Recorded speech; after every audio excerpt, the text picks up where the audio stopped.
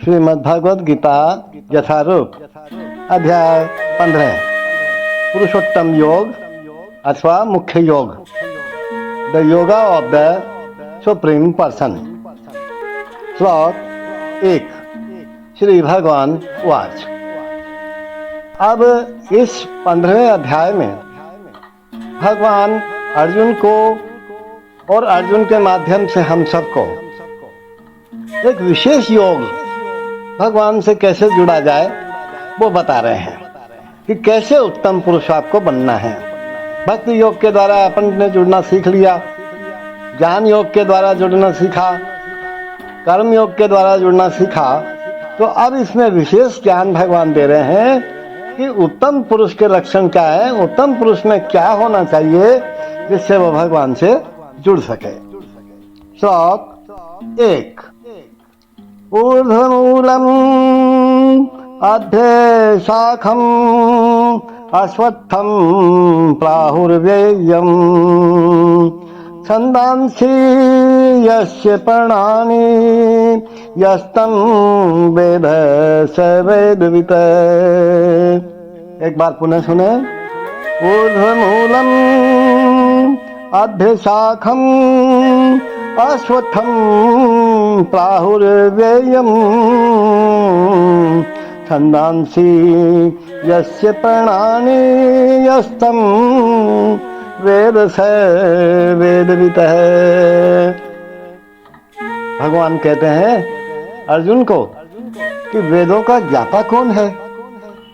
कहा जाता है कि एक शाश्वत अश्वत्थ वृक्ष है जिसकी जड़ें तो ऊपर की ओर हैं और शाखाएं नीचे की ओर, तथा पत्तियां वैदिक स्रोत हैं।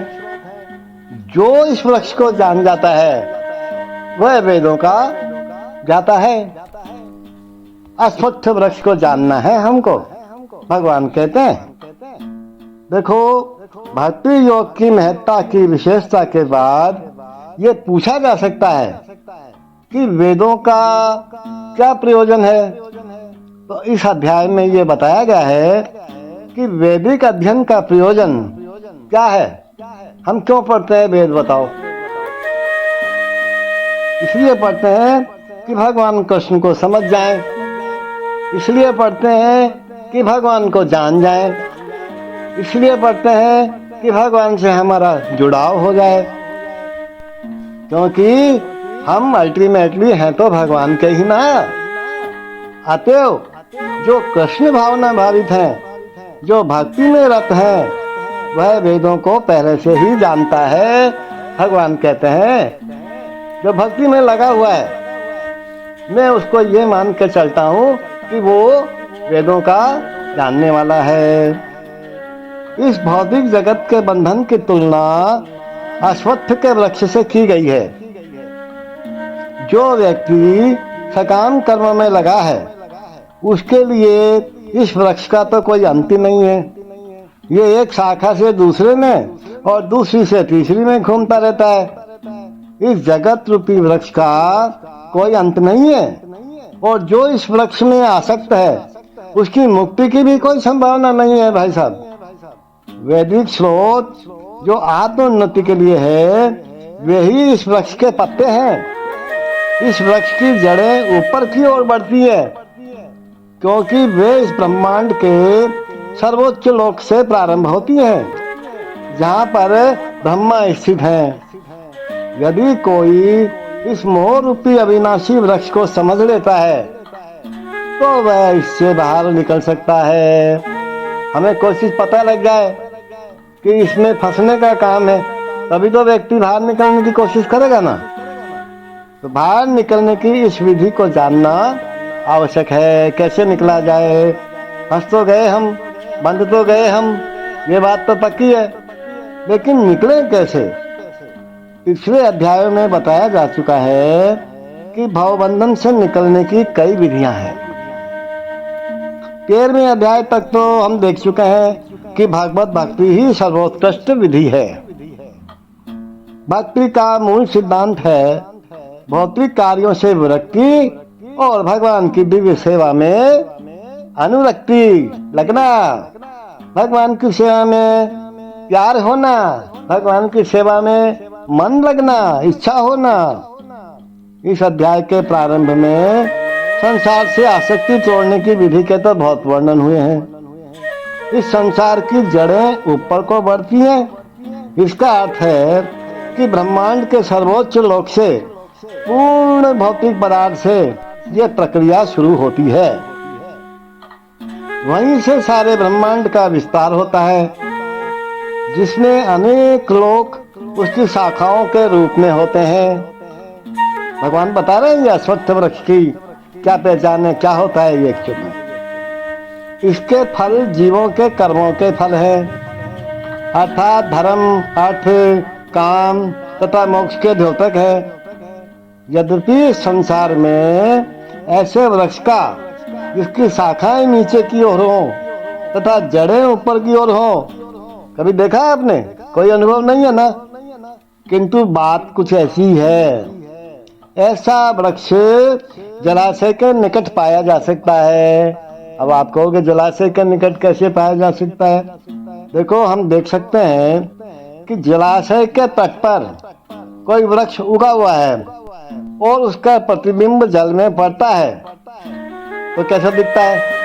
तो उसकी जड़ें ऊपर तथा शाखाएं नीचे की ओर दिखती हैं। दूसरे शब्दों में यह जगत रूपी वृक्ष आध्यात्मिक जगत रूपी वास्तविक वृक्ष का प्रतिबिंब मात्र है। अब आई ना बात समझ में? जो आध्यात्मिक जगत है वास्तव में उसका ये बिल्कुल उल्टा है। इस आध्यात्मिक जगत का प्रतिबिंब हमारी इच्छाओं में स्थित है।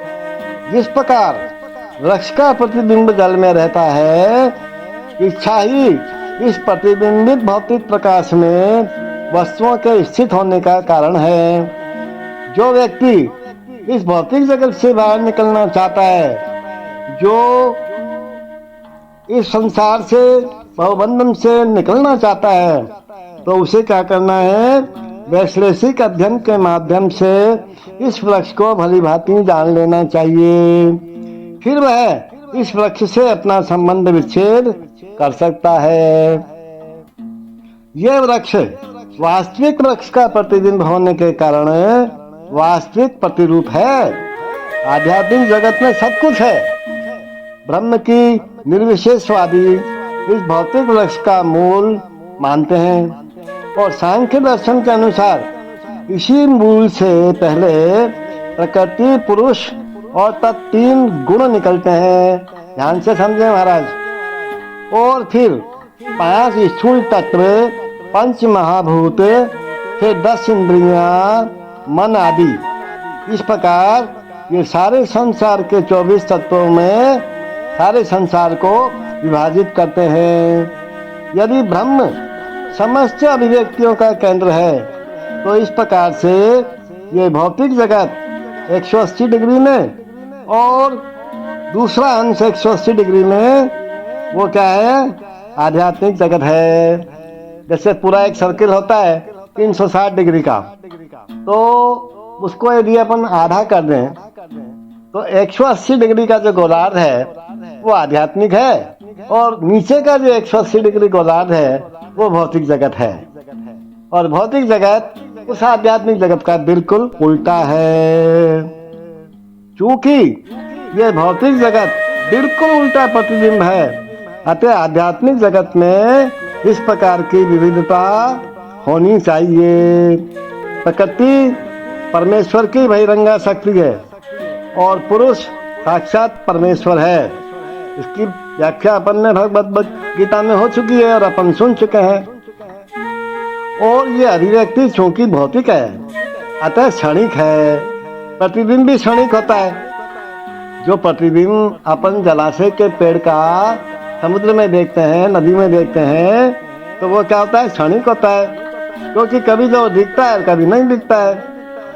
परंतु जो स्रोत जहाँ से वह प्रतिबिंब प्रतिबिंबित हो रहा है, वो जो वृक्ष है वो शाश्वत है। वास्तविक वृक्ष के भौतिक प्रतिबिंब का विच्छेदन करना होता है। और जब कोई कहता है कि अमुक व्यक्ति वेद जानता है, तो इसका मतलब होता है कि वह इस जगत की आसक्ति में विच्छेद करना जानता है, आसक्ति को छोड़ना जानता है, मोह को त्यागना जानता है। और यदि वो इस विधि को जानता है तो समझिए कि वह वास्तव में वेदों को जानता है। देखो, जो व्यक्ति वेदों के कर्मकांड द्वारा आकृष्ट होता है वह इस वृक्ष की सुंदर हरी पत्तियों से आकृष्ट होता है। वह वेदों के वास्तविक उद्देश्य को नहीं जानता। वेदों का उद्देश्य भगवान ने स्वयं प्रकट किया है, और वो ये है कि इस प्रतिबिंबित वृक्ष को काटकर आध्यात्मिक जगत के वास्तविक वृक्ष को प्राप्त करना। देखो, भगवान ने सारा सब कुछ बता दिया कि अश्वत्थ का वृक्ष क्या है, और इस अश्वत्थ वृक्ष का अपन सांसारिक भाषा में भी थोड़ा मतलब समझ लेते हैं। अश्वत्थ का मतलब क्या होता है?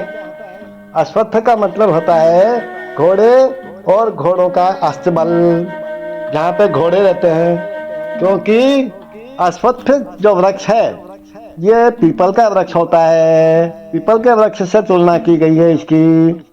और पीपल का वृक्ष क्या होता है महाराज? 24 घंटे हमको प्राणवायु देने वाला होता है, ऑक्सीजन देने वाला होता है, और इसकी जड़ें, टहनियाँ, पत्ते सब दवाई बनाने के काम में आती हैं। तो हो गया ना घोड़ों का बल, घोड़ों का अस्तबल हो गया ना। जितनी ज्यादा घोड़ों की ताकत होगी उतना ही ज्यादा तो वृक्ष की ताकत होगी। इसीलिए इसको अश्वत्थ वृक्ष कहा जाता है, पीपल के वृक्ष को। The supreme personality of Godhead said, it is said that there is an imperishable banyan tree that has its roots upward and its branches down, and whose leaves are the Vedic hymns. One who knows